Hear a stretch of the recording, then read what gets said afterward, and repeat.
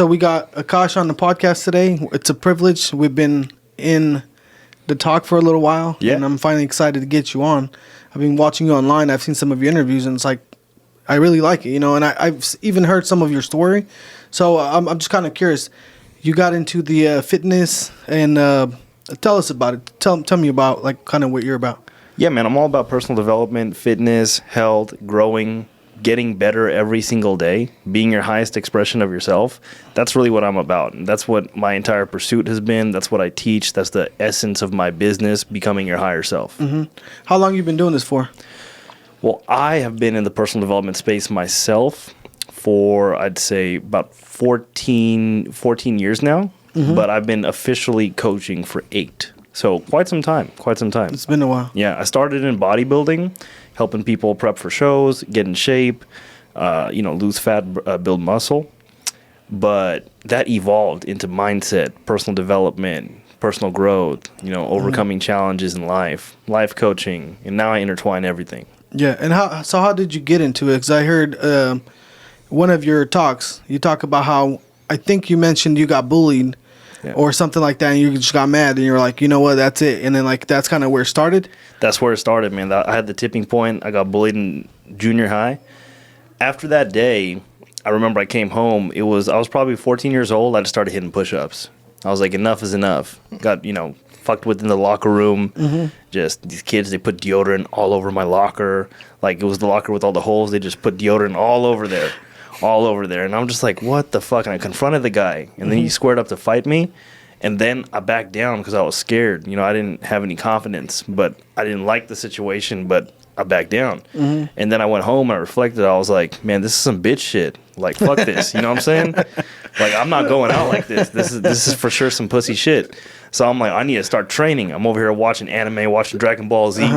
You know what I'm saying? Like, for all you guys who don't know, it's a story about a hero who develops himself and trains and overcomes evil and fights bad guys.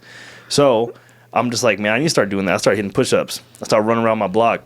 My grandma, she had broken her arms, so she had these like rehab dumbbells. They're not even real dumbbells. They're for rehab. Mm-hmm. Like they're like pink and green, like 3 and 5 pounds, right, for her exercise. I started curling those. Just doing just something. I took action. I made a decision that day at 14. And man, I was on and off for about a year until I got fucked with again in 9th grade, right? So I was at 8th grade when I started, and I was on and off with fitness until 9th grade, and I got fucked with again at 9th grade. And then right after that time, I swear, I went to the gym and trained my body for 1,000 days straight without missing a day from age 15 all the way to, 19, solid from like 15 to 19, no days off. I took 2 designated rest days a week to grow, but I didn't miss days. Dang. Even if I was traveling, I was obsessed, for sure. That's what kicked everything off. That's what made me get into bodybuilding. Bodybuilding gave me the skill set to be able to transform my body. And then one day, people around me were like, man, you're a really good coach. You're giving people all this advice, and it's really practical and easy to digest, and you're really good at speaking. So from that day forward, I was like, man, I should really do this, as a business. Mm-hmm. I'm working at Cheesecake Factory. I don't really know what I'm doing, not going to college, but I'm hustling. I always wanted to figure out how to make money, and I was always into business. I was selling weed to all my servers, homies, and shit like that. Like I would go buy. You were trying to make $1? Yeah, I was trying to buy an ounce. You know what I mean? For a lower price. I'd chop it up into eighths. And I noticed all my server homies wanted to smoke weed, so I just became the weed man. So I'm making tips. That's funny. I'm hustling. I'm making tips, and I'm selling dank, and I'm bodybuilding. And honestly, that helped me pay for my own bodybuilding coach when I was bodybuilding. Competing's expensive. Mm-hmm. But then I got into coaching myself. That was about at age 19. And I was doing it on the side till about 21, until I turned it into an actual, official business. I hired a business coach, and I was making decent money. I was like $3 to $5 grand on the side, still serving tables. But when I hired a business coach, that actually taught me actual business principles. Mm-hmm. Then I was able to, scale, get it up to 6 figures. And then from there, I was self-employed always. That's good. Yeah. So how would things have been different if you didn't get bullied? Man, I think that was the impetus for all my growth, the catalyst for all my growth. I don't even know if I had an easy come up, an easy childhood, I don't think I would have ended up this way at all. Adversity is really what creates your personality, right? It gives you some resistance to fight against, to figure out what you're really all about and figure out what you stand for as a person. So I don't think I would have figured out who I really am and what I even really value. I don't think Reality Mastery, which is the name of my coaching, Reality Mastery Coaching, would even exist if it wasn't for me getting bullied in school. Yeah, because 1,000 days, bro. Like, I've not heard of that. 1,000 days to push through, and that was dedication. Hey, sometimes that's what you need. You need that push. You need that bully to kind of push you over the edge. Yeah, I'm a big believer in God's plan, and I believe that God set that up so that I would get pushed over the edge, exactly, and never look back. Yeah, that's how is it like? You mentioned that you weren't going to college, you weren't going to do anything like that, or I don't know if it was like on purpose, but in the a lot of Indians that I know, they have to go to college, school, like that's like they push that. Like how if you taking a different approach, how do your parents feel about that? Yeah, that's a really good question, man. It's very observant of you. My parents were like, fuck you, you're disowned, you have to go to college. There's no way, you need to become a doctor, lawyer, engineer. So I actually went to community college for a little while to appease them. But I very quickly realized that it's just not for me. I couldn't apply myself. I had no energy behind it, and I knew I wanted to be in business. I just didn't know how. I knew I wanted to be self-employed. I was watching YouTube ads one day. Ty Lopez came up. I don't know if you guys know Ty Lopez. Yeah. But he had a program. He's a personal development coach, and he had a program called the 67 Steps. And I got on his program, paid $67, and it was a video a day, 67 videos, $1 a video. Completely changed my life. After that moment, I had been expanded forever. My mind was never the same. And I couldn't apply myself at school after that. After I figured out, like, okay, there's people out here doing it for real, like making money, being self-employed, big time, like owning businesses. Like, I need to figure this out. And the school was just no longer an option. I dropped out. Eventually mended things with my parents after they saw that I could, support myself. They meant well in their Indian mind. They're just like, you have to go to school so that you have something to do and fall back on. Life is difficult. You need to make money. Yeah. And in business, it's just not really, the obvious choice, unless you're going to go like buy a gas station or some shit. But my family was not, we weren't like, I ain't got the money. Yeah, exactly. Right. You know what I mean? They have good jobs, good middle class jobs. My mom, she was a manager at the state, and my dad is does network management at AT&T. So, I mean, good jobs, Yeah. Make six figures and whatnot. We lived a good life. We weren't like poor by any means. Yeah. But yeah, essentially I had to, prove that I can make this happen for real, and we're cool. And then we were cool. Now we're best friends. It's because it's a mindset. I think that immigrant mindset's a little bit different than the American mindset, because a lot, like my parents growing up, like you got to go to school, but they didn't go to school, right? My parents, because they didn't even have, I don't even know what kind of school we had back, in Romania, but they were like, hey, go to school, go to school, go to school. And we decided, we went to school a little bit, but just kind of like you. And then we went and worked for ourselves too. And my parents also were like, bro, you're not going to make it. That's because they're looking for stability. They come from a place where it's nothing was secure for them. So stability, school, doctor, those kind of jobs, that's something that once you get in, you're in and you're making a good life. They want that for you. They don't understand that money's made different here, especially with all the opportunities that you have for working for yourself, or you don't even have to go to high school, and you could become whatever you want in this country. No, 100%. You hit the nail on the head. That was exactly their mindset. They meant well. They just didn't know anything else. Right. Yeah. Yeah. I think that's very important for the younger generation to pick up, especially because if you get locked into that old school mentality where you have to go to school, you have to learn a trade, you have to, that's a good life. You can make a bunch of money to live and have a successful life. But at the same time, I feel like times are different. And if you really want to make money, you really have to get outside your comfort zone. You got to take some risk, most of the money that's made now, especially like big money, it's all made with risk. Nothing is secure. If you go to college now, you're going to learn to work for somebody else, not yourself. No, I mean 100% too. And I think moreover, in addition to what you're saying, is like you got to be able to move in alignment with your soul's purpose. And then that's a loaded question, right? Like, what's your soul's purpose? It reveals itself, the path reveals itself as you walk it. You know what I'm saying? So essentially what you got to do is listen to your intuition, which is that feeling, your gut instinct that you get to pursue certain endeavors that might not always make sense. But I always try to tell people, like, any mistake is not a mistake under the age of 30. You know what I mean? If you're in your 20s, that's the time to take all the risk.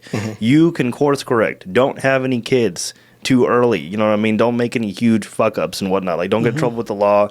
Don't have any kids too early. Use that time to explore reality and see, what do I really like? What do I enjoy? What am I in alignment with?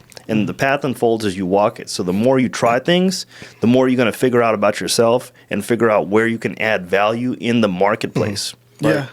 So you mentioned 67 Steps from Tai Lopez. I just bought his program. I didn't start it yet, but I just got it a little like last week. Swear.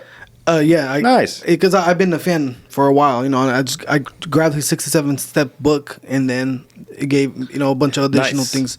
So I just got that. I started reading it a little bit. What did you mainly get out of it? Like, what, you know, tell me more about that. Man, there was like, I got so much from the 67 steps, like how to think as a business person. One big takeaway is you will get what you want when you deserve what you want. He really broke things down from, I don't think in his words he would say a universal law perspective, but I was able to look back in hindsight, and he was saying some real world, like real esoteric knowledge, like real spiritual knowledge, like stuff that's talked about biblically. He would just break it down hella practically, like you got to put in this kind of work in order to get this kind of level of output. He gave another example. There was a whole bunch of concepts I got, but it was like how to think properly. Yeah. You know, how to think properly in regards to capitalizing on opportunity and how to be of someone of value to the world, so the world will pay you if you're valuable to the world. Yeah, because as long as you, like, because I, you know, I only read like a quarter of the thing, but I seen that it is something that you kind of get your mindset right, to change your mind about, like you said, what you deserve, what you don't. Like, some people just feel like, oh, this isn't fair. This is like, it's not about what's fair. It's about what you deserve, you know? And, but so that was one thing. Cause one thing, I see people online talking crap about him all the time. Like, oh, it's a scam. It's this, is that. And he's like, whatever, believe what you want. But there's people that made thousands of dollars off of my stuff. And it sounds like you're one of them. Oh yeah, millions. You know what I'm saying? Millions. You know what I'm saying? Like millions. Like, he's created so many millionaires. His social media marketing agency. Like, I remember I bought that program too. I didn't end up going down that route, like route full time, but I remember I bought that, you know, business accelerator and social media marketing stuff. It taught me so much about business and marketing and essentially what you need to do to be successful as a business owner. Not just from a strategies and tactics standpoint, but like you said, the mindset and the personal development aspect. Yeah, how important do you think it is for people to understand this stuff and put some money into, like you said, you pay $67 that could have potentially changed your life? Man, I just got off a call today with, you know, God bless his soul. I'm not gonna leave his, you know, name out of it, but you know, someone inquiring about the program. You know, I do all my own sales calls. Like, I don't like believe in having like people, like, it's me that you're buying, so I feel like you should be buying it from me. And it was I saw two different people on the phone. I saw an empowering person in the beginning that was super self-aware, knew what he had to work on, knew his challenges, and was ready to make a change. And then when it came time to put money behind it, all his limiting beliefs, all his fears, all his doubts, all his insecurities, all his disempowering self, everything that was disempowering, his disempowering self-talk came out. And it was like two different people. And it's just wild how far disconnected people are from investing in themselves when it really comes time to make that jump. It's weird. I don't really understand it. I still don't to this day, because ever since I was young, it made sense to me to pay for knowledge. It wasn't something, and I was at a low place. I was depressed. I was trying to come up. I had no idea what to do. And then here's this millionaire saying, here in my garage, right, with Lambos and Ferraris, like, knowledge is the answer.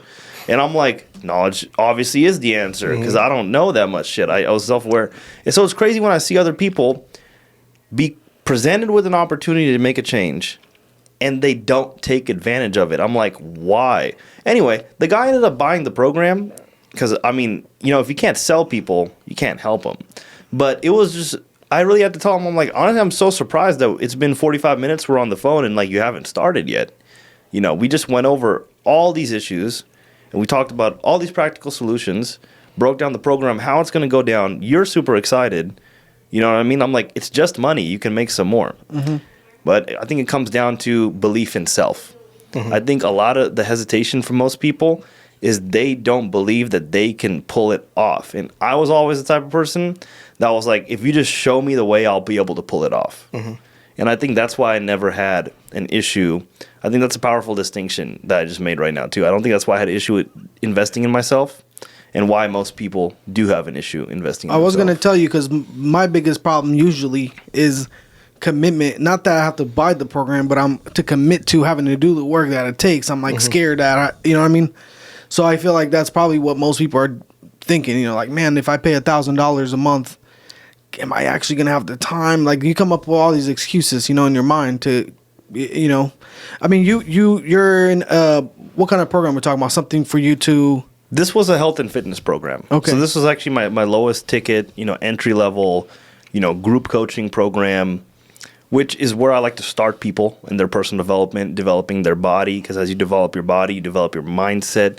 Those two things together are a great foundation for tapping into your spiritual purpose in life, which is where you can make the most money and increase your finances. Because then you're working in line, in congruency with the universe. When you're moving in alignment with what God's telling you to do or the universe is telling you to do, not to make it religious at all, but like that gut instinct, making moves solely based on that, when you got the mindset to be able to do it and the physical capability, right, that real high performance lifestyle, like that's what the lower ticket programs that I offer give you, that proper vehicle to be able to pursue your dreams, your goals, and your passions.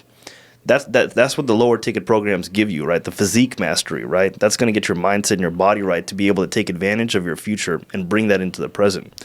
So, you know, essentially, you know, to answer your, what was your question? Remind me one more time. Yeah, it was like, what kind of program it was that he was trying to get into. Right. So he was trying to get into the lower ticket program, which is great. You know, but it's weird. My higher ticket stuff, easiest sale ever. Because the guys are already personally developed to a certain degree.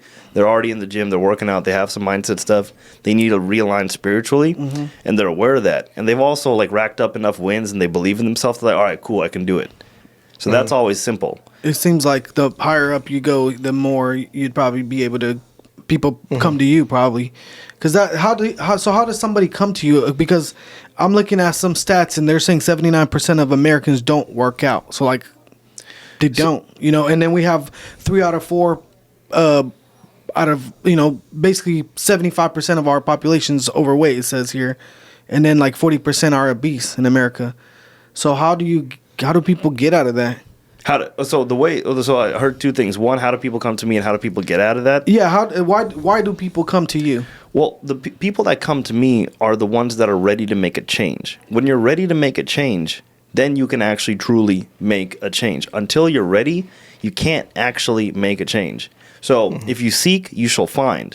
So when people are seeking for a solution, when you buy a new car, you see it everywhere. When people hypothetically buy the new car, in this analogy, of a better life, a better body, a stronger mindset, being sexier, feeling better, they're going to start looking for that out on social media, on the internet, and very well around them as well. But the internet's cool. It connects all of us everywhere.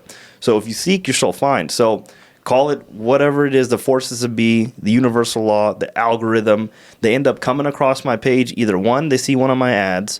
2, I pop up on the explore page. Or 3, one of my maybe one of my assistants sends them a DM. You know what I mean? So I have a couple different ways that I cast my net of the energy that I offer into the marketplace. So one of those things will happen, and then they'll come on my page and they'll see the energy and see what I'm all about, and that will move them in certain types. So if they're ready, you know what I mean? If they're ready, that's going to resonate heavy with them. They're going to really feel moved by the energy of my videos, which will then lead to a phone call. Well, them inquiring and then a phone call. Yeah. And then from there, you know, it's a sales process, and then they get in the program and then they change their life. Yeah, so because it's such a high rate of fat people, including myself, you know, I'm like trying to work out and all this and that, whatever, right? But so many people that aren't doing that, they're kind of like giving up. It's like they're just sitting around. What kind of pain points are you hearing from the people that actually make a change? Just like they got tired of it. Like what do you have to do to get tired of it and get out of it? That's that's actually a really cool question. So the people that are just in it, they don't resonate with my content. They don't end up finding me, and if they do, they're not very magnetized to me. It's like kind of a far off thought in the distance. But the people that do end up getting involved in my program, what happens is they're just fed up. They just get to a point where they finally experienced enough pain. That's what it's really about. Have you experienced enough pain and suffering to where your brain goes, I don't want to live like this anymore under any circumstances. Under no cost will I continue to live like this. Many people are still okay with their level of suffering, and that's why they haven't made the change yet. It's just not that important to it yet, to them. When it becomes important to them, they will make the change. Yeah, Tony Robbins talks about how when the pain is harder than the work you have to do, you'll probably get in and start doing the work. Yep. But unless it becomes like painful enough for me to be fat or whatever, like, at what point is what kind of fat levels do you have to be unhealthy? Because we have so many like unhealthy issues in America nowadays. Is there a certain percentage of fat? Is it like, because I know I ended up getting blood pressure from being like 30% body fat. But how is that affecting people day to day? Anything above 15% body fat is an issue. It's slowing you down. It's making your brain think slower. You're literally operating at a lower quality of life, at a lower operating capacity. So you're going to experience a lesser quality of your life. So where people go wrong is they experience an okay reality, like they're okay with it, but they have no idea how good it could be. Even if you're a billionaire on an island with all these Playboy models on like all over you, and let's pretend you even have a decent body. If you have one crazy ass toothache in that moment, even though you're got all the money in the world, there's pretty girls all around you, you can do and buy whatever you want. If you have that one toothache, all you want is that toothache to go away. All your riches are not in your mind at that moment. These chicks are not on your mind. Whatever these business opportunities, any moves you're trying to make is not on your mind. You're just trying to get rid of that toothache. So until something becomes that toothache that you need to get rid of, you just let it sit there. It doesn't matter. Unfortunately. Yeah. So you're saying 15%. Sounds, for me at least, sounds like a long stretch. How doable is it? Like, what kind of life do you have to keep that? You just got to be disciplined and consistent. You have to get there. I always tell people it's about getting to a certain body fat percentage. That's difficult. Maintaining it is a different skill set, but so much easier. It's way easier. You can eat way more food and diet way more flexibly to maintain where you're at. But when you're trying to make your body eat itself, that is a whole nother game on its own. That takes discipline, sacrifice, pain, endurance. It just does. Would you say most people give up too early on the journey? Most people seriously overestimate what they can do in a month or two, and they seriously underestimate what can be done in 6 to 12 months. So, what's the the age group that normally sign up with you? So anywhere from 28 to 45 are my normal signups. I do have some people younger. I do have some young bucks that are like very spiritually aware. Like they know that life is big and they need to shortcut something, right? And they see me as like a mentor that they can go and learn from and then shortcut the process, which is cool. I wish more younger people thought like that. Those clients are always super fun. Yeah. They're all super fun. But essentially, 28 to 45, that's when a man is at that point where like, okay, enough is enough. I have enough life experience to understand where I need to be going and where I'm lacking. And I need to humble myself, hire a coach, shortcut the process, work with someone that's already achieved the results I'm trying to achieve. And then that's their mindset, that's their thinking. Yeah. And so a lot of the time people think that they feel like they need to get motivated or they're not quite there to make the change yet. They're still kind of putting things together. They feel like they need to have a certain amount of money or they need to have a certain amount of time for them to work on themselves. What do you say to those people? Man, there's no time like the present moment. It sounds cliche, but cliches are true for a reason. That's why they're cliches. all you got in life is the present moment. And if something is resonating to your future, your highest reality right now, you need to jump on it. It wouldn't be resonating right now if it wasn't something you need to do. Your intuition is never like, I'm resonating with this for you for later. You know what I'm saying? Like, it doesn't work. Sometimes it does, but you know it's for later. It's never like, oh, okay, like, do this now, but put it off. It's kind of hard to describe. It's self-doubt is the killer of all dreams with these people. Like, if you just make the jump, the universe will reward you. It'll meet you halfway, but you got to go that first 50%. Yeah. I heard this one guy talk about it, and he said that a lot of the time everybody's waiting to get motivated to do it, but you should just go and do the physical act, and then the motivation will come. Yeah, that's where discipline comes in, right? Discipline is just doing the thing whether you're motivated or not. And I feel like a lot of people lack that discipline muscle. So if they developed it, that would be the biggest game changer for them taking action their entire life. So do the things that you don't want to do, regardless. Is if it's aligned to your future, right? If you are looking at your future reality, it's all about creating the person that would have the results you want, not the how am I going to get the results. So I'll give you a quick example, right? So if I want to get my business to the point where I'm helping 100,000 people a year, that means a lot of people are going to depend on me, which means I have to be able to obviously depend on myself, which means I can't be having these weird internal battles about should I go do this, should I not go do this, should I hang out with this person, should I not, should I sleep in or should I not, should I, do my daily non-negotiables or should I not? Like, I can't be having that internal dialogue as a coach because I need to be helping other people through that internal dialogue.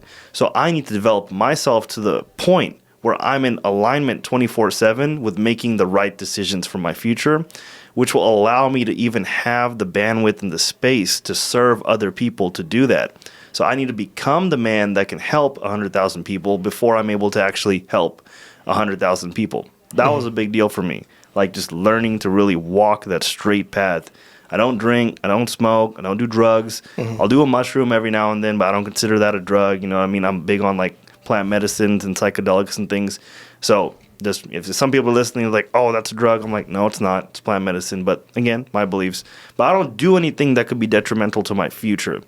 I just don't. And the universe rewards me. I just act like my future self now, and then I get the things I want in my future. Yeah. So what's the biggest sacrifice that you took in order to be where you are now? Like physically, like mentally, the whole thing. What did you say that I can't do these things if I want to be the way you are now? The first big sacrifice was 1,000 days straight in the gym, just having no life at all in high school, but I loved it. I knew I was going to transform my body, and that's what I loved doing, and I loved that pursuit. But it was a sacrifice, right? Not going to, house parties, not learning how to talk to chicks and pick up on girls and do that stuff in high school. Like, I was just concerned about lifting in the gym and getting my meals in and playing football. That was it. Another big sacrifice was when I became, quote unquote, like a G, right? And was able to, go out, party, pull chicks, do all that stuff, giving that entire life up for my future, for my business, for my future self that I knew I was going to become. I'm like, well, it's time. I got to act like that now if I want the results of my future self. So, I sacrificed partying, drugs, and alcohol. But, now it doesn't really seem like a sacrifice because I love how my life is. But at the time when I'm doing it and enjoying it, it was a sacrifice. That's probably why you are where you are now, because of that, Our culture nowadays is soft, right? You got to be nice to everybody. Like, people don't talk like, I remember growing up, guys were just being guys, whatever. You even get bullied by your own homies, whatever, people would tell you, hey, you're too fat, go, whatever. Now that's sensitive, whatever. But like, you don't feel like you should be honest with your friends or people to tell them, dude, you're fat. You think, somewhat borderline bully to get them to make a change, or do you just let somebody just be them? How do you think about that? Man, see, that's the difference between high-quality friends and low-quality friends, right? If you have high-quality friends, they're going to call you up, right? If you have low-quality friends, they're going to try to pull you down. And what I mean by that is, if you're getting fat, you're getting overweight, if your buddy's like, hey, man, you need to stop eating so much rice, all these tortillas. You need to stop, eating all this fast food. Like, what's going on? You see, like, that's a good friend. Now, the problem is most people don't have those kind of friends. Most people have friends that are also struggling. So they don't want to see you come up. They want to see you be just like them, so that way they feel normal about all their struggles and their shortcomings. which is fucked up. So I think the problem is that people just don't have a high quality of friends. So when you're trying to come up, you have to isolate yourself and be alone. And then people don't want to be alone. We're social creatures. But that is a tall tale sign that you're on the right track. If you feel lonely, you're doing something right. Okay. Granted, you're on the personal development path, right? You're not just randomly lonely. Yeah. Because they're saying right now that, I don't know the stats on it, but I just listened to some podcast and some guy was talking about how loneliness in America is pretty much killing people. And I don't know, like something they almost considered it just as bad as smoking cigarettes. Like loneliness just online? lonely people that are lonely, feeling lonely, like they did studies and whatever. And I guess that effect on your body is just draining you, like kills you. I think they just don't have enough quality relationships, right? And that's because your reality is going to be a reflection of you. If you're not a high quality person, why would you have quality relationships? Other quality people wouldn't want to spend time with you. And then it goes back to personal development, which again is its own path, and you have to be alone on that path and walk that path alone. And then eventually you do that long enough, you'll meet other people that are on the path, you build relationships, and then everything will be fine. But in the beginning, it's hard and it's really lonely, and it's why most people don't come out of that. Do you think that these people know, like, for example, how do I know if I'm being a certain way or if I'm a shitty quality person? Like, how do I know that? Because obviously most people have a pretty decent look upon themselves. Like, they think they're good. They think, all that. So, like, how do I know? Yeah, you never think shitty of yourself. You're like, I'm doing okay. Compared to my shitty friend over here. Well, that guy, Robert Greene, 48 Laws of Power guy, all that, he talks about there's like 3 different qualities, and everyone thinks that they're a good person. Everybody thinks that they're smart. Everybody thinks that they make, self-independent choices, right? Those are the 3 main qualities. So nobody thinks that they're dumb or whatever, but I feel like some of the stupidest people I know, they think they are the smartest. So it's like, but then you start thinking like, well, what if I'm the dumbass and I don't know something, like, and nobody tells me? You gotta have the right people around you. Right. I mean, it's a horrible cycle. It's like a self-perpetuating loop of just mediocrity. It is a problem, but I feel like deep down inside, people know that they're not enough and that they need to level up. I feel like when they're alone at night, after watching the porn, eating the junk food, all that shit, you sit there and you're sad and depressed. And I feel like people intrinsically know that I'm not supposed to feel like that, which is the tall tale sign that you need to start leveling up and starting personal development. So I believe that people at the end of the day do know, but they consciously put it to the side. They don't want to admit it because it's very painful to admit. Then you're basically admitting that you've done things wrong this whole time. So once you get to a point, let's say where you are now, is it harder to find people that you want to level up with? Because I feel like the higher you go up the ladder, the harder it will be to find people to kind of align with, Yeah, no, actually, the higher up you go, like, everyone else is, everyone else is also kind of used to being alone, so it's just really nice to run into other people on the same growth path, you know what I mean? So, actually, I have a whole bunch of people I hang out with and work out with. Just before this podcast, I was texting Brian Nabavi. He owns Till You Collapse out here out of Roseville, the legging company. And he's got some other CBD stuff and exotic car rentals and stuff. And we're just texting about making content next week. Yesterday, I just worked out with my buddy Marcus. He's another coach out of this area. He has a crazy story, incarcerated like 8 years, came out, has an ATM business. Now he coaches other people too. We were just in the gym yesterday all morning. My buddy Garrett, who I met through another mastermind, that's another cool thing. Like, so I invest in coaching myself. I have my own coaches. I invest in mastermind groups where everyone's paying a lot of money to be involved in the circle. So we're all together on Zoom calls from all over the country, and we have that community because it is lonely. So I think that once you rise far enough, like you go high enough, you attract the right people, and you're not lonely anymore. Yeah, that's what I meant to say. Is like, it's probably a lot harder to, like, even if you go to like a house party to your family, let's say even family events, it's probably going to be hard to relate to everyone around. Yeah, I keep to myself and I just answer questions, and then my intuition kind of guides me. You know what I mean? I check up with people. Hey, how are you? How's everything? I ask about how people are doing. I'm very genuine. I'm very authentic with like how people are doing. Ask questions about their life and what's going on in their life, and just try to keep it about them. If they ask about me, I'm like, yeah, everything's good. Business is good. Clients are going good. It's really fun. I had this photo shoot, earlier. I did this podcast, last week. That was cool. And then I transition back into like whatever I'm working on in my personal life, like whatever, trying to have a kid, or hey, we're looking to get married now, or I'm thinking about this.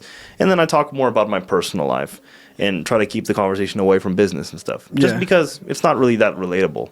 Most people don't relate unless like you're in mastermind groups and whatever. Like we're part of stuff like that too. Yeah. And that's what we talk about, you know. But when you get to even our business, like most people don't relate either. So it's like, okay, well, we don't talk about business, you know. We have our own business talk outside. Yeah. Right.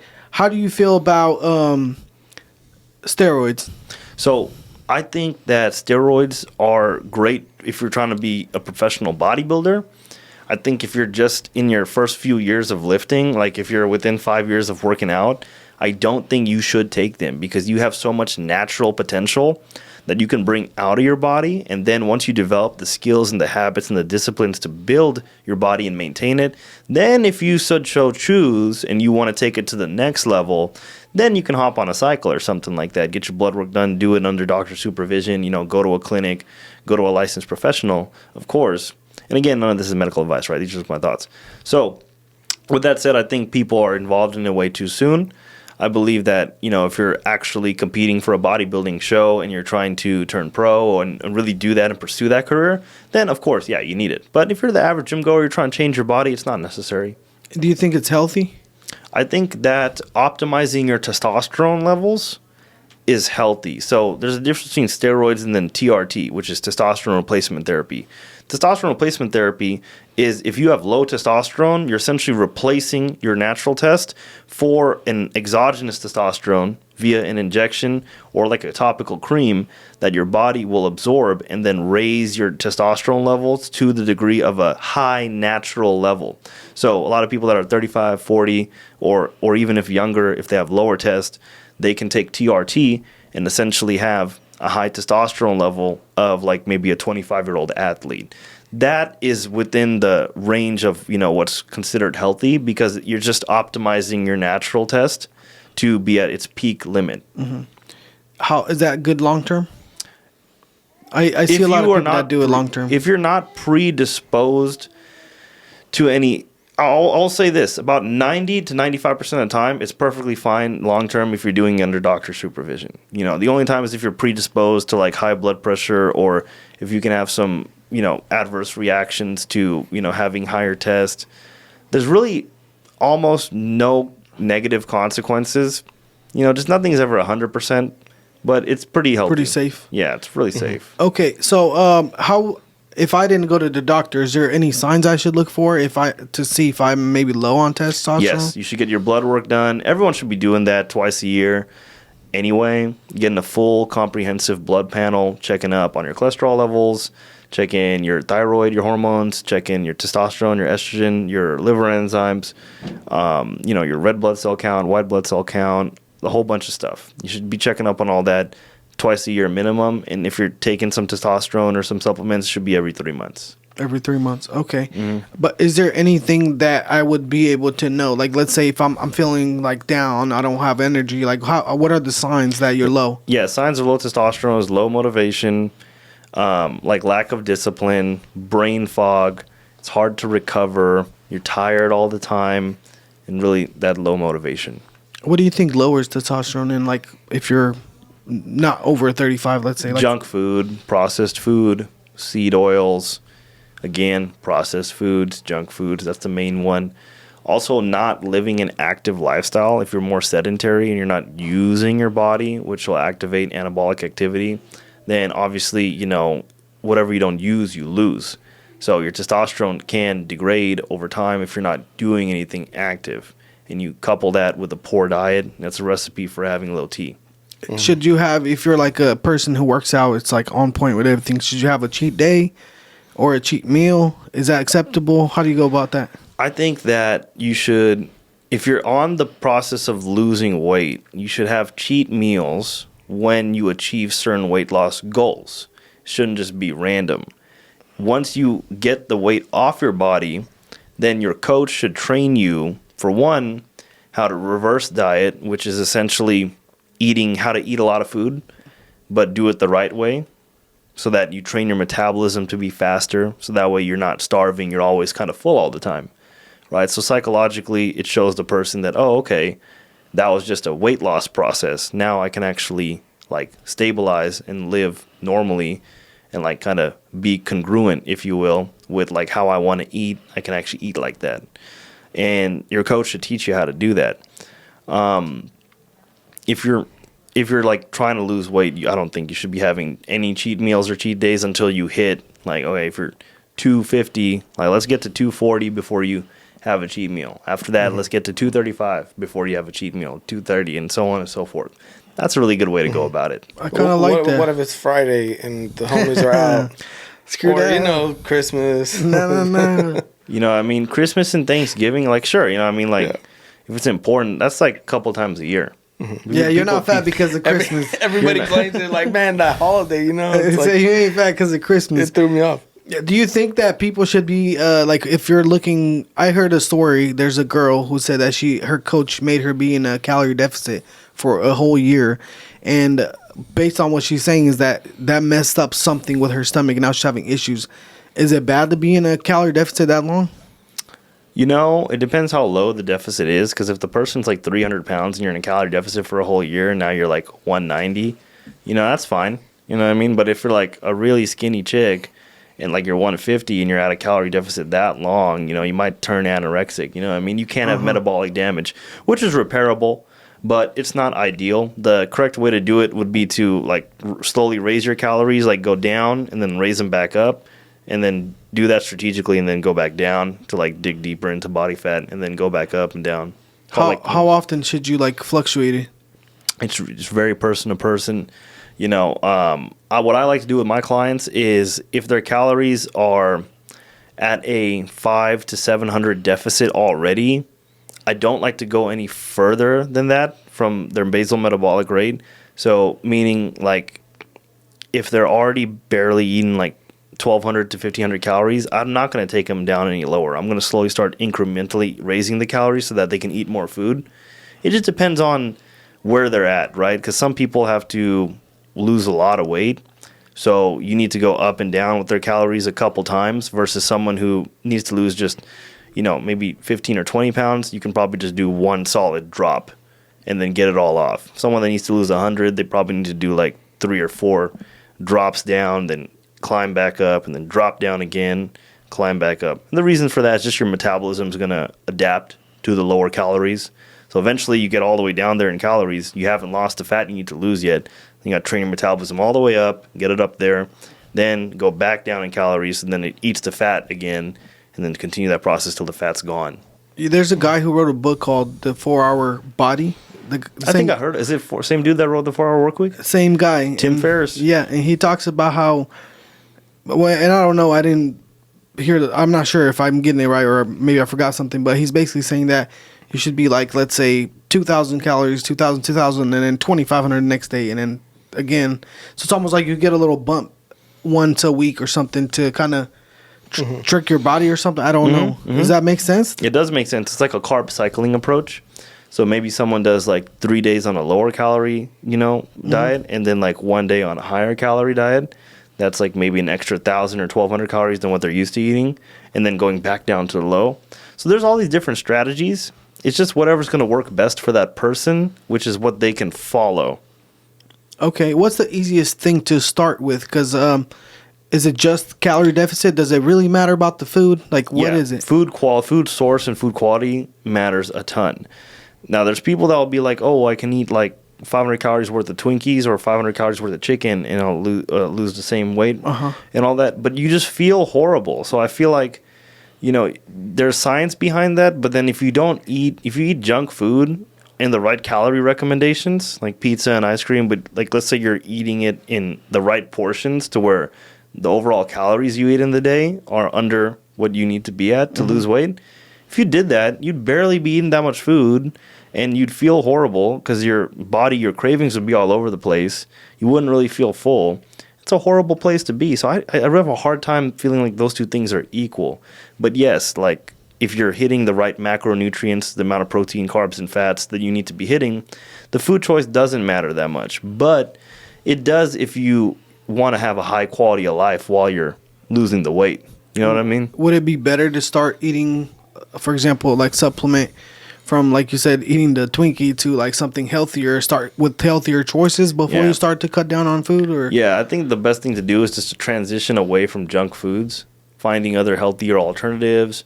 Like enlightened ice cream, dairy-free ice creams. There's all these healthy, like keto-friendly ice creams instead of like actual like dryers or Cold Stone and stuff like that. Learning how to cook at home, get used to eating higher protein, stop soda, switch to diet soda. Don't eat like packages of candy. You know what I mean? Like learn to have like some fruit, some dates, some Greek yogurt, other things to curb these cravings. So like it's more about stopping the bad shit.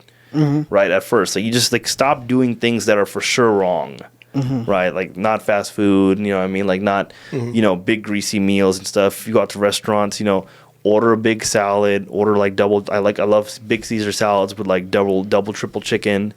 You know what I'm saying? Doing cool stuff like that with a Diet Coke. You know what I mean? Maybe a piece of bread or two. Just make those kind of lifestyle changes. First. Make that before you start cutting down or whatever. And a lot of people talk about how it's hard, or you shouldn't lose weight without working out also, because you start to have all this loose skin or whatever. How true is that? Well, I mean, if you're fat enough, even if you are working out, you'll have loose skin, unfortunately. But if you work out while you're dieting, for one, you're going to lose weight a lot faster, and you're going to build muscle, which is going to make you look better. So all around, it's going to improve your physique. Did you follow the story about the Liver King? Yeah. So does it really matter that he was on steroids? It mattered that he lied about it. I personally think it doesn't matter because for me, I'm like, I knew he was taking stuff. But he did openly, like, lie about it. See, I would just be honest, you know what I mean? But it's tough, man. I'm not going to judge the guy. It's hard to judge, but he know did. How many people ate liver because of No, him? he's my boy. I freaking love that guy. But like you said, like, I didn't care that he lied. Whatever. I mean, don't lie. That's not cool. But at the end of the day, it's like, does it even matter? Like, does it even matter? I mean, all the stuff he was saying was true. You know what I mean? But, yeah, people are talking shit about, what's his name? Joe Rogan now. They're saying, he's on steroids. They saw videos about his stomach or whatever. And it was like, whoa. Bro, Joe Rogan's on everything. He openly admitted, like, he's on TRT and growth hormone and stuff. And yeah, he does everything he gets his hands on. So it sounds like TRT is the thing to be on, especially for, like, 35 or plus or whatever? If your blood work says your test is low, TRT is a good idea. What's a low blood test on the TRT? On the whatever. Anything under 700. 700? Yeah, 700 or under is low. Why is it at 35? I hear a lot about 35 or more. Because it's like it's really common to have like levels of like 400 or 500 by 35, just statistically. It just steadily goes down as you get older. Unless you're like training like an athlete all the time. Unless you're active the whole time. Yeah. Do you think Dana White is on anything like that? I think he probably is on testosterone. I don't know for sure. Because I feel like most people it's been like a year, on testosterone. Like a year or two ago, he got together with Gary Becker. You follow him? Yeah. Oh, Gary Brecka. Brecka? Yeah. He supposedly changed his life and all this and that, put him on the light therapy, the cold plunges, the whole thing. Yep. He had put a picture of before and after with the six-pack and everything. I'm like, what the hell? Yeah. So you think he's on? Yeah, nothing wrong with some TRT. I mean, most people are taking TRT. If I had to make a financial bet, I would put it on Dana White being on TRT. But I don't know for sure. But like if I had to like put some money on it. So if I want to get on TRT, what do you got to do? Contact the clinic. I use Prime Body. Get your blood work done. You can get your blood work done privately first if you want to do that, or just go through the clinic. Man, I just ordered mine the other day on Private MD Labs. So it's privatemdlabs.com. You order your blood test. There's a whole bunch of tests on there, but the men's hormone medium test, that's the name of the test, covers all your bases, the major tests that you need to know. Testosterone, estrogen, liver, cholesterol, your comprehensive blood panel as well. And then you pay for the test. Discount code is DC15 for 15% off. So use that at checkout, DC15. Private MD Labs, men's hormone medium test. Discount code DC15. Buy the test. The next page, it'll ask you to put in your zip code. And then it'll show you all these Quest Diagnostics labs around you locally. So, I mean, there's like 5 just here in Roseville labs, you know what I mean? Because, for people that need like dialysis and a whole bunch of other stuff, that they're basically blood brokers, you know what I'm saying? Like they'll take your blood and give it to whoever, a doctor or whatever private lab or whatnot. So they go, you make an appointment, You got to be fasted 12 hours, only water, for the best accurate results. And then they just draw your blood in and out in 5-10 minutes. They email you the results in a week. What's the financial investment for you to be on something like that? For the blood work? For to be on the TRT. It depends on the clinic, but, maybe like 100 to 200 a month. So the clinic is giving it to you? Or Yeah, it's yeah. Is it legal? It's legal. It's doctor prescribed. Okay, but you can't just buy it somewhere like. No, you can't buy actual testosterone like Vitamin Shop. No. Is there pills for anything like that, or is it you gotta shoot it like into your blood? You don't shoot into your blood. It's just intramuscular. So you can in the glute, or like the shoulder. So you have to inject it. You have to inject it. If you don't like that, then you can't do it. You can do the topical, the transdermal. But it's a really skinny needle. It's only a little bit you're taking. It's only a little bit. Scary, bro. I can't do needles. I'm scared. Huh? I mean, Like you guys are being pussies over here. Yeah, I mean, it's super healthy. I mean, you know what I mean? Like, super, yeah. But so you said there is a pill. Is it? There's a topical, like a transdermal, but I don't think those are not nearly as effective. It's better to do the injection. Yeah. Just once a week, man. And the pill, is that legal? No, there's no pills. Oh, no. There's no pill? Nah, and even if there was, you wouldn't really want to take it because the pills, you eat them, they get processed through your liver. And then they raise your liver enzymes versus if you do the injection, it's straight into the bloodstream absorbed. And it doesn't hurt? No. It's like you can use like a skinny insulin Next time needle. you can bring one and inject me now. You know what I'm saying? Like, you can use like these skinny insulin needles that are meant for diabetics, which they had to pin themselves multiple times a day. Mm-hmm. So that kind of brings me to the next thing I wanted to talk to you about. How do you feel about people not being able to lose weight because they are insulin resistant? That's a very small subset of people, and that just sucks. You're going to have to be on insulin, taking insulin, and be going to the gym and have to optimize your blood work. And you have to do a lot more work than the average person, but it's still super doable. So maybe I'm asking it wrong, but I saw, that guy, Dr. Berg, on the internet, on YouTube. He's got a big following, like 11 million followers. He talks about insulin resistance, like your body becomes insulin resistant where you can't lose weight unless you fast to lower your insulin. Yeah. Is that a thing, or what? That's usually people that have just destroyed their insulin levels by just so much junk food and sugar, right? So they just fucked up so much that it's so hard for their bodies to produce insulin now. So you don't think that's that common? No, it's pretty common. Like most super obese people have it. Yeah. Most people that are like pretty obese, like, I mean, like you guys are not anywhere close to obese, but like there's like a lot of obesity in America. Like they're pretty far gone. It's really hard to reverse it. Okay, I thought I had that too. I was like thinking, nah, man, you should just get your blood work done, bro. I've had my blood work done, but I didn't know how to. What's your test levels at? I don't know. Last night I was looking at my blood work, the doctor blood work, right? Or do you have to ask for it specifically? As long as the doctor tested for as long as you send me a copy of it, I'll look at it. Yeah, I looked and I couldn't find no testosterone anywhere. They may have not tested for it. It's weird, like, 'cause that's like a whole like other, conspiracy thing. I'm like, I don't understand why doctors aren't testing for this. Yeah, it's like they don't want you to have blood. my test. Shouldn't they know all the stuff, right? No, they don't always test for testosterone. It's weird. Yeah, you know what else they don't test for? Your blood type. I did a little blood test or blood whatever, and I asked them what my blood type was just out of curiosity, and they said they don't know. They have to take my blood again to test for it specifically. That is weird. And, how does that work? And because I heard that for women too, there's a lot of like hormone stuff that could be a problem that the doctors don't test for. Another thing too, because we were talking about the Dana White and Gary Brecka, he talks about the mutations of your gene mutations. Mm-hmm. What do you think of that? Like what he's talking about? I would have to hear exactly in what context he was referring to that in, but if he's talking about epigenetics, then you can alter your genes to a certain degree, but then there's also a lot of new research coming out right now around like your genes are pretty set in stone. But then you can deviate with your actions, you can deviate pretty far, but you'll always come back to what your genomes are saying.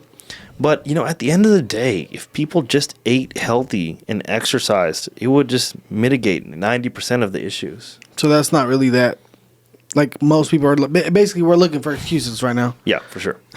So just get your shit together and start working out. Yeah, man. Yeah. Just So eat healthy. if you know how everybody is like, okay, Christmas just passed, January, that's it. I'm getting ready for my summer bod. How long, for me, how long do you think that'll take to get? You know, if you had optimal testosterone levels, like if we checked it, if you do, you might very well have optimal testosterone levels, because that makes a big difference in how long it takes. Makes a huge difference. So I mean, I'd always say get your blood work done first, so we can figure out where you're at.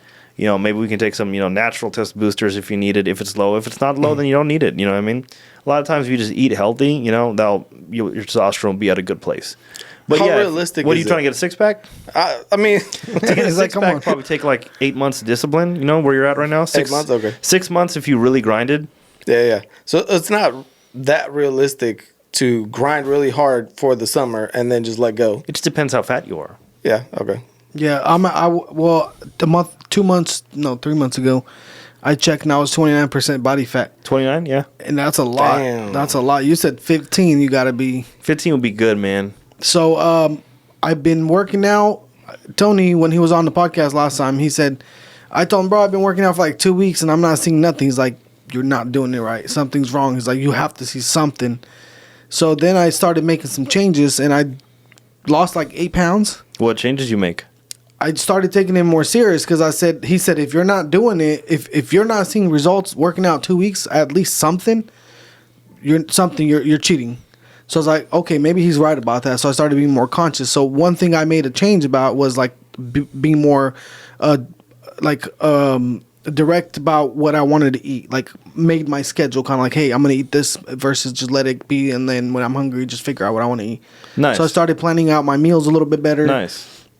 Started going to the gym more, so at least 3 to 4 days a week. There you go. And then it's made a. Yeah. Now I want to go check my fat levels and all that because I feel like I must have gained some muscle and. Yeah, that's a good thing to do. Track those things. 5 days a week is a good place to be. You know what I mean? Make it a routine. Monday through Friday. Yeah, because if you tell yourself, 5 days a week, if you fuck up, you end up at 4 days. It's not the end of the world. Like shoot for the stars, you end up on the. But if you tell yourself, oh, I only need to go like 3 days, you might go 1 or 2. Yeah, I mean, for man, I feel like it's a big deal, especially because you get older, and you got all these other problems. And then you heard about that funny ass. Do you see my video from today? I sent these guys a video. There's a thing they call it.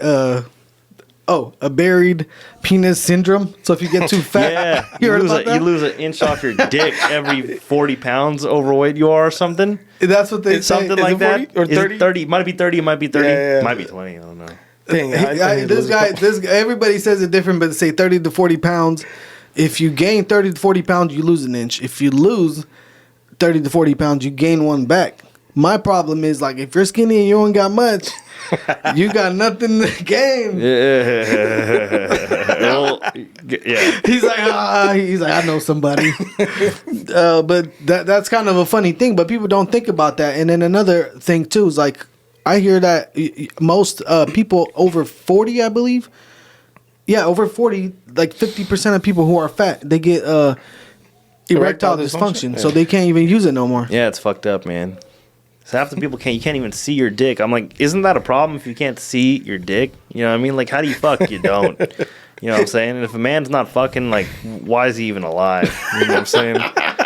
Like, seriously, that's a primal thing. You know what I'm saying? You start losing a lot of pizzazz for life if you're not fucking, man. At that point, bro, we just call you up, right? Is that the... Yeah, DM me at Akaasha Esthetics, man. Shoot me a DM, I'll help you. Yeah, tell us about the program. Like, let's say the entry level one, because that's probably that's where everyone should be starting. You know what I mean? Optimizing their health and fitness. Everything, all personal development, you can learn by optimizing your health and fitness. Mm-hmm. Yeah. Tell us about it a little bit. Like, what's the next step? Like, you get on the phone shoot me a DM. Be like, yo, what's going on? I'm interested in coaching. We'll hop on a call. We'll decide what program is best for you. We'll figure out what fits you best. We'll talk about all your problems, challenges, whatever your goals are, and then we'll make a blueprint that supports you in getting to your goals. It's that simple. And is this like a in-person type thing? Or? Well, I mean, it's in person via Zoom. You know what I mean? Okay. Zoom, phone calls, text messages. I got group coaching calls for people that want to be in my group coaching program. I got programs from like all different price ranges, anywhere from like $250 upwards to like $10,000. You know what I'm saying? So I mean, there's always ways to access me. So I make it super economical for anyone that's really interested in leveling up, so I can be of service to like everybody. But yeah, man, just shoot me a DM at Akaasha Esthetics. Just say what's up. Interested in coaching. Okay. And you're the type of coach that'll be like, all right, what did you eat today? So I can see that. I can see it. I can see it, on the app. Okay. Oh, you got an app? Yeah. So the app is, as you log your food in for the day, unless you're just a straight liar, you know what I mean? Like it doesn't work. Yeah, it doesn't work. Most people that if they're paying for coaching, they're not going to lie. So if I see that they didn't log that much food in, they probably ate some shit. Because if you ate the right things, then, you're proud. You're going to log it in the app. And I can look at it and I'd be like, all right, cool. I check out with everybody at nighttime, see what they did for the day, message people like, yo, what's going on? If they did some good shit, I'm like, yo, good shit. You know what I'm saying? Yeah. So I keep track of everybody. You ever have to slap the shit out of somebody? Say what? You ever slap the shit out of somebody for messing up? Like I almost like I got close verbally. I've verbally slapped a lot of people, man. I'm like, bro, what the fuck are you doing right now, bro? You know what I'm saying? Like, I thought we were trying to do this shit for real. You over here eating Twinkies? You know what I'm saying? Like, what the fuck? Yeah. Because I know some coaches will literally, like my sales coach, they'll kick you the hell out of the program. If you don't act right, he'll be like, I don't need your money. Take your shit. You're out. And we spend $1,000 a month for that. And he's like, I don't give a shit about your money. Get out. Here's a refund. Yeah, he's like, get out. I don't want you here. Yeah. So yeah, that's pretty good. I like what he's doing because it's a lot of accountability because like even for us, a lot of the time we're not accountable for our own actions. Yeah. We feel like, oh, it's okay. I'll pick it back up later, or I'll, you know what I mean? But if somebody's watching, is like, hey, where's your logins, bro? What'd you eat today? That's why I don't do my Fitness Pal every day because nobody's watching. You better get on his program. So my app, it syncs up with my Fitness Pal. So whatever you log in on my Fitness Pal, I can see. So I got to be honest before I get on the program. So he's about to pull up. He knows where you live now. Yeah, there you go. Get on the program. He's like, I'm going to show up to the podcast on Thursdays. Yeah. That's funny. Do you get a lot of women and men, or how is it? It's like mainly men, like 80% guys. A lot of guys. Yeah, okay, 85% probably guys. Yeah. Okay. There's not a big difference anyway between what you do versus same process. Yeah. I Same just process. attract more guys. You know what I mean? Yeah. Masculine figure. Is this like a monthly thing, or there's monthly options, paid in full options too? You know what I mean? I really make it feasible for everybody. You know, let's try and get involved. Yeah, and then once you get to a certain point where you just feel like, okay, bro, you got it down. You've been here long enough. Yeah. Do you upgrade them to a different program? Yeah, it's the Reality Mastery program. So it starts with physique mastery, master your mind and body. Then you start Reality Mastery. That's like a whole other like spiritual development. We start talking about like life and business, relationships, and really creating the life that you desire. Like really designing it how you would want it to be in your vision. Nice. But that's a big step for people that haven't first figured out how to master your body and mind first. Do you have a program that will teach someone to be you, or like do what you're doing, coaching, if they desire to down the road? Yeah, if that's in alignment. So I have helped a lot of people build their own coaching business as well. But if that's in alignment with their vision and something they're trying to create, which a lot of times happens because they end up creating themselves into their highest version of themselves, and they want to figure out how to spread it, right? So then there's a certain business model around doing that, and I do teach that as well. Nice. Right on. So you build their body, and then you build their spirit, Yeah. and then you push them out. And then business, they just Push them out on their own. Yeah. Usually the spiritual part and the business thing both come hand in hand. You know what I mean? Yeah. So it's not always them building a business around, helping other people change their life. A lot of times, they're, mortgage brokers, real estate agents, heads of sales of other companies, loan officers and things. But they have a completely different outlook on what they do. And I teach them more about like how to, again, design the life that they want. I don't want to get too deep into the weeds of it because it's very subjective for the person, but like energy management, how to make decisions better, how to activate your intuition, installing meditation in your life, doing personal development at a higher level in the Reality Mastery program. We really get into like universal laws and like how quantum mechanics and how this whole world really actually works. Yeah, I heard you talk about quoting some stuff from the Bible earlier. Are you religious in that sense, or? I respect, like I got the Bible in my bookshelf, I got the Quran in my bookshelf, I got the Bhagavad Gita, the Vedas, so I have all these religious texts in my bookshelf, and I respect all religions, but I am more spiritual. I associate with being spiritual, which I like to think of as like an umbrella over all the religions. Like I have a very unique relationship with God. I respect everyone's beliefs. I read all the different books, and they're all saying pretty much the same thing. Do you have a belief of like afterlife? I believe in that there is a life after. I believe that we're immortal spiritual beings living a temporary human experience. I absolutely do believe that. And yes, I do believe in reincarnation. I believe in like the astral realm, and that we do have there's laws of karma, and we have to abide by these laws of karma. That's the law of the universe. So we can accrue negative and positive karma, which influences our next lifetimes and our destinies and all these things. You mentioned a few books you just talked about. I only knew about the Quran and the Bible. I don't know the other two you mentioned, but if you had to go with one, where would you go? For me, I really enjoyed the Bhagavad Gita because it was a story. I mean, they're all stories, but maybe it's just because I read that one first, so I have an affinity to it. But it's a really cool story. It's about Krishna and Arjuna. Krishna's like, the god that's guiding Arjuna. Arjuna, he's a warrior, and he's on his path. And then so he learns like hella different things about life and, on his come up, essentially. And then like Krishna, the god, teaches him all these stories about, like, hey, you should move like this because this, and this is what's really important, and this is why. And then he goes and tries it and then fucks up and then comes back. And then, it's just really cool. What religion is that? That's from Hinduism. Hinduism? Okay. Yeah.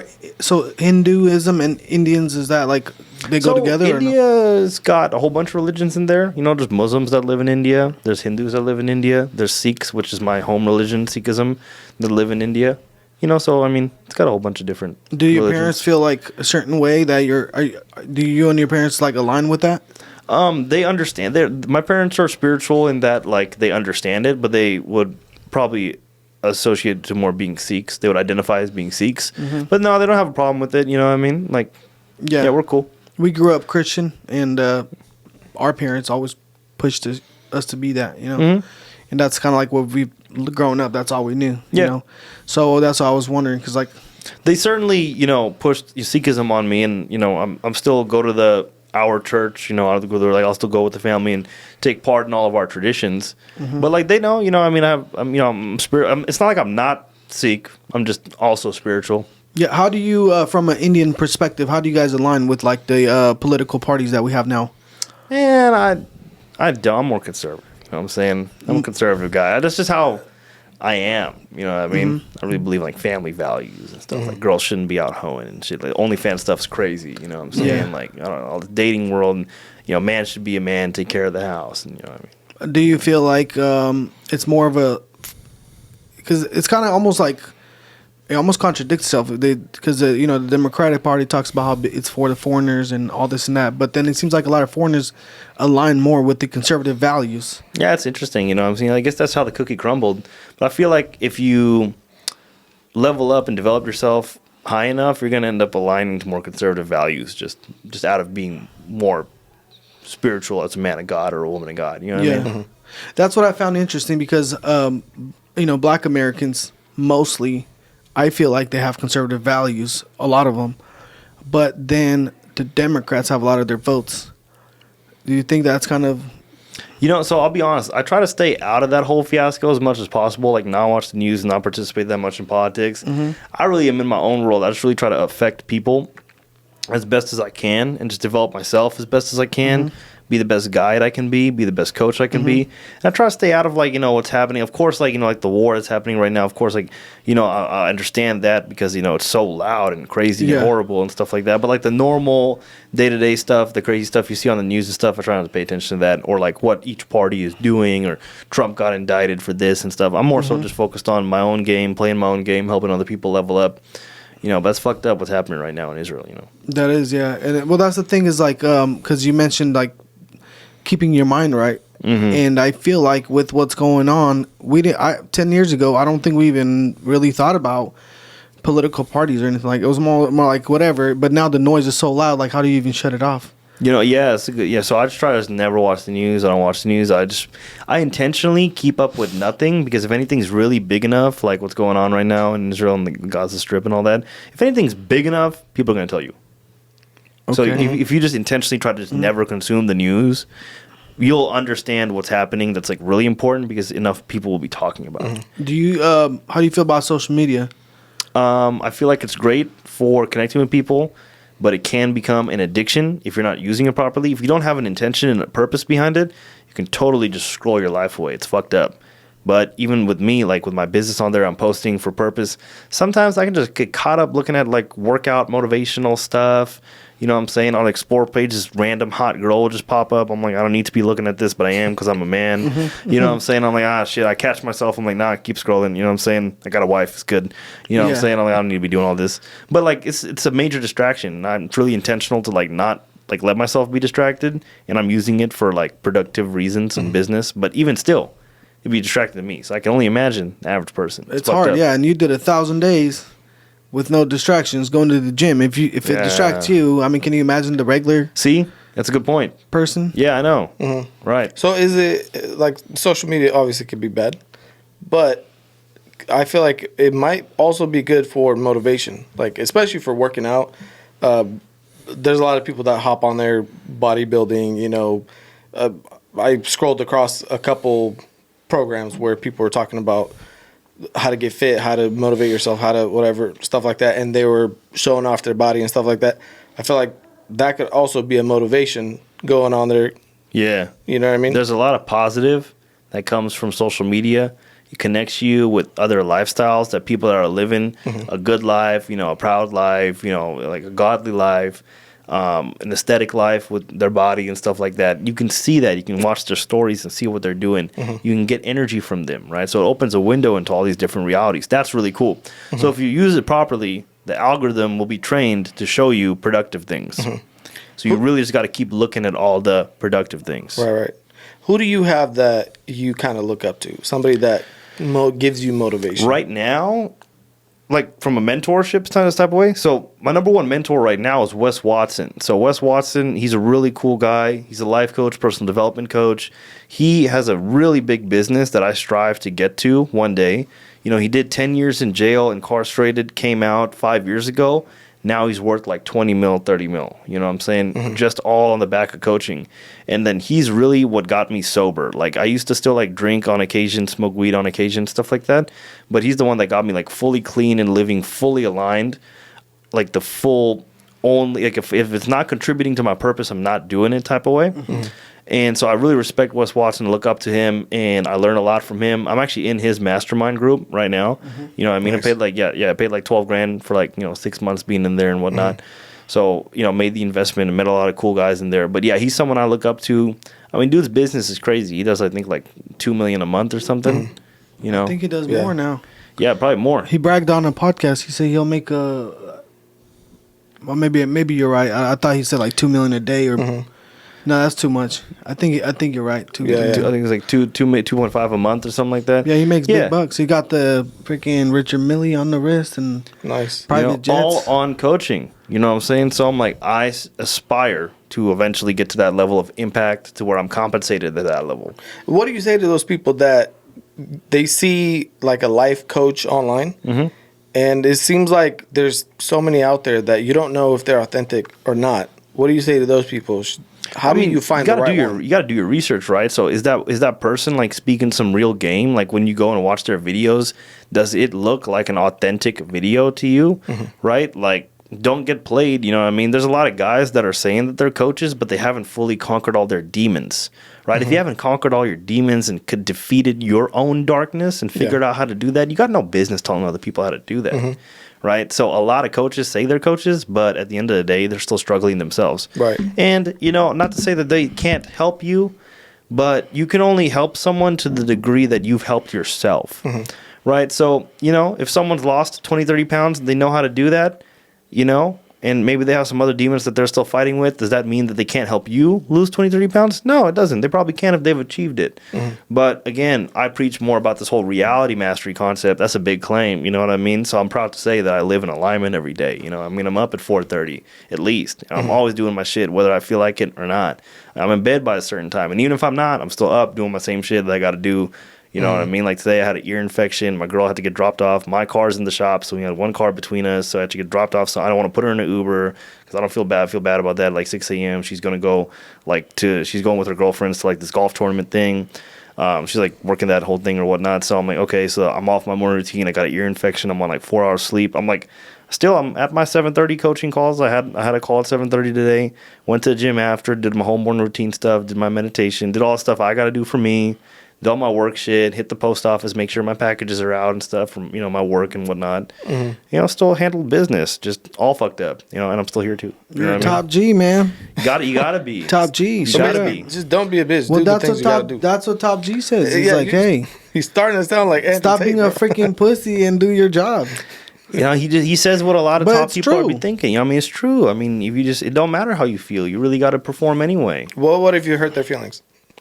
I mean, like if saying that hurts their feelings, man, then you're just a pussy. You know Fix what I your mean? freaking feelings then. Yeah. You shouldn't get your feelings hurt by someone calling you up to do better. Yeah, That's true. real. Yeah, because like you said, a real friend will tell you, hey, man, come on. My mom will tell me, my mom tells me, hey, you're too fat. Yeah. Lose some weight.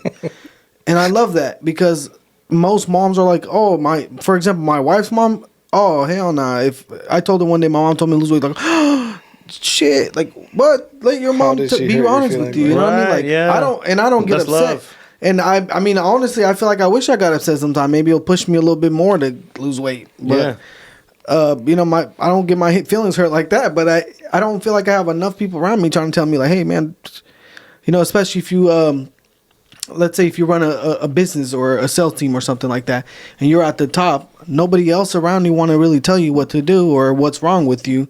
That's why you need mentors. Exactly. Right? Even at whatever level you're at. Even Wes Watson talks about it. Like, he's got mentors. He'd be talking to Andy Frisella. He's a billionaire. You know what I'm saying? His boy, Eric Spofford, you know what I mean? He's worth 9 figures, too. You know what I'm saying? Which is a higher net worth than Wes. Not that it's like a competition, but they're at a higher level. The financials are just a measuring stick, right? So, I mean, if someone's at a higher level, you can learn something from them. How much money you think you want to get to or whatever, where it doesn't really matter? You know, for me, it's just about impact. You know what I mean? So I had a spiritual awakening in 2020 where I realized it wasn't about the money. Before 2020, I was all about the money. But then I really realized that, hey, it's about being of service. You know what I mean? I lost everything in COVID. I had to start over again. I was doing some real estate investing. I had a supplement company at the time. And I was doing my one-on-one coaching as well. And then I would always say, like, oh, I'm an entrepreneur. I'm a businessman. Coaching is my side hustle. Which is why God had to humble me and the universe had to humble me because I had those two roles flip-flopped. You know, it was like kind of the universe guiding me like, all right, look, I know you're thinking like this right now, but this is how you actually are, and here's how I'm going to show you. Let me take all this away. You know what I'm saying? And that happened. Long story short, you know, the housing market crashed. The jumbo loans got cut. I had a lot of money in a real estate flip, and the exit value of the house was $680K. And the banks just weren't giving jumbo loans, which is anything above $500K. So, like, it's just sitting on the property. I couldn't sell it. You know, my contractor ended up having a heart attack in the middle of the construction. God bless his, you know, soul. He's cool. You know, everything went wrong. In the supplement company, I had reinvested a lot of profits into it to, like, grow and scale. And everyone's just buying toilet paper. You know what I mean? Like, instead of, like, you know what I mean? So I'm putting more money into, like, other products that weren't like immune system support products to try to like, you know, monetize on the need for, you know, immune support during COVID. Still no sales. So I'm like, fuck, I'm just flushing money every month. Eventually ended up losing a whole bunch of cash and liquidating the supplement company and barely brinking even on the property. And I'm sitting there in my penthouse apartment downtown Sac, just broke. I'm just like, what the fuck? How did this happen?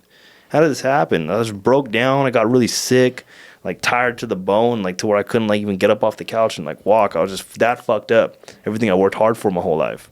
And then that's when I started to like really, really pray to God. It was like a breaking point. I was like really like, God, somehow if you can just help me and help me through this, I'll just help people the rest. I don't even know why I said that. It just seemed like the right thing to say. I just said it. I'll just help people the rest of my life. And then boom, out of nowhere, like this blanket of energy just came over me, and I could feel like my intuition turn on, like a voice in my head and like talk to me and shit like that. like, hey, do this, call this person right now, they need your help. I'm like, what the fuck?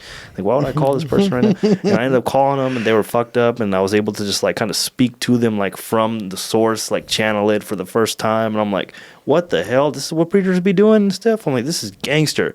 And I had that companion, that voice, my conscience, my intuition ever since then. And then it showed me the way, and then I started building reality mastery from there, from 2020. Then a whole bunch of other shit happened. Ended up meeting the girl I'm with now, and that's amazing, and I'm gonna marry her and all that stuff. So it's cool. That's Yeah, my life's been really holistic since. So mind, body, spirit, love, all that stuff, happiness, that all happened there.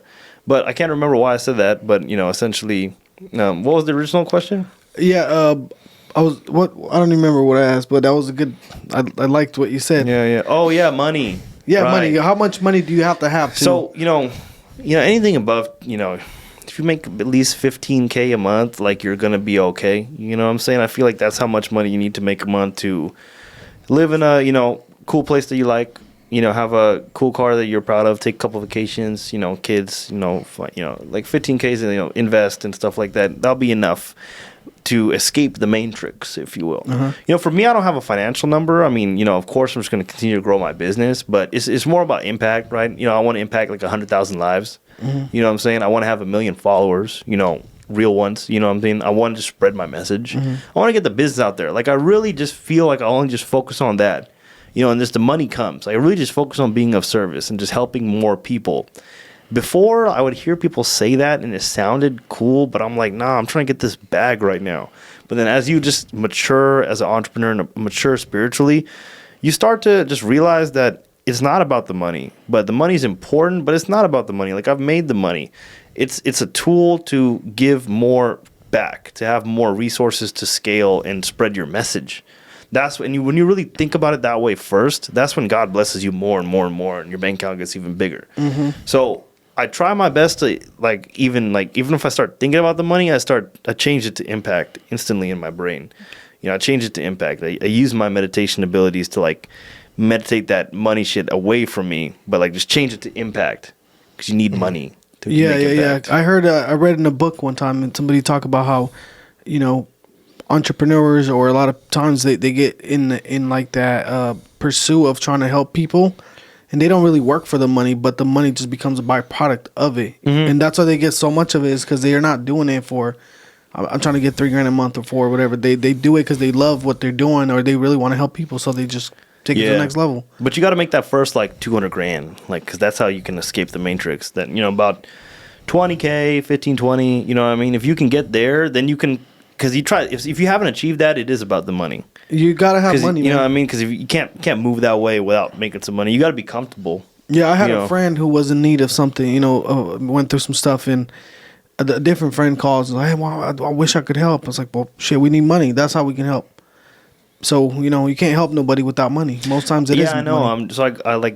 I get hella DMs and stuff. So people from Africa, I'm just like, hey, you got a PayPal and stuff like that? They're like, hey, I'm struggling right now, and because a lot of my marketing team just DM everybody, you know what I'm saying? And so they'll just blindly DM everybody, about the program, because you never know.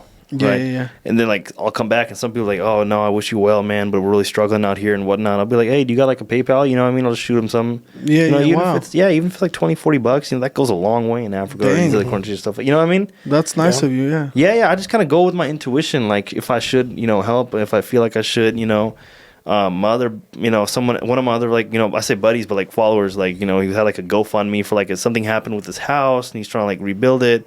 You know what I mean? I just donate some money to his GoFundMe. I don't even really think about it. You know what I mean? You don't really hear that from people, Yeah. You know what I mean? I just try to help when I can. You know what I mean? If I feel I'll get a vibe. I've had a couple people ask for money, and I can tell it's from a really my intuition is don't give it to them. Yeah. And I don't. But more often than not, I do. You know what I mean? Even just a little bit goes a long way. You're a nice guy. So where can people find you online? Where do you prefer? Instagram at Akaasha Esthetics. Akaasha Esthetics. AKAASH. 2 A's in the middle. AKAASH Esthetics. AESTHETICS. Akaasha Esthetics. Shoot me a DM. Just say what's up. If you're interested in getting on a program, just be like, hey, interested in coaching. Okay, and you're going to start a YouTube channel soon? I have the YouTube channel's YouTube at Akaasha Esthetics. So, I mean, the channel's already up and going. I post a lot of YouTube shorts right now. Okay. You can see some longer form stuff there as well.